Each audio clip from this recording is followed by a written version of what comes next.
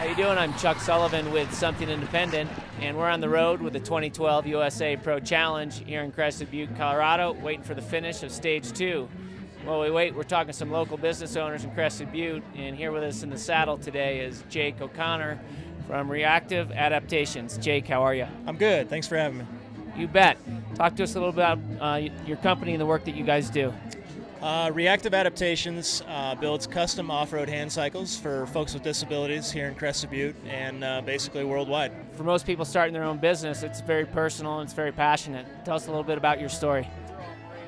Well, you know, I wanted to build a product that everybody could use, and in the adaptive world, there's a pretty limited amount of products out there that a lot of the disabilities can use. So I'm really passionate about cycling. I love it,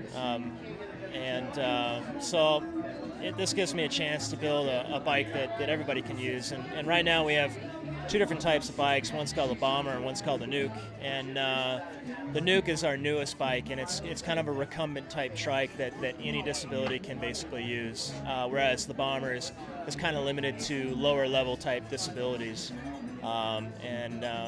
You know, we had a lot of people like the Adaptive Sports Center and a lot of other organizations that have been looking for a product that every single disability can use, amputees and quadriplegics and anybody with any type of brain trauma that has balance issues. And so we went out and you know, worked on a new prototype, and it's been awesome. You know, everybody's been wanting to try it. I've got people flying in from all over the U.S. that want to try the Nuke, and it's just taken off like wildfire. And it's awesome, you know, because now every single person with a disability can mountain bike now, and that's what it's all about.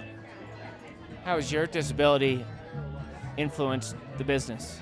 You know, being in a wheelchair and being paralyzed from the waist down, you know, it gives me a unique view of what needs to be made out there.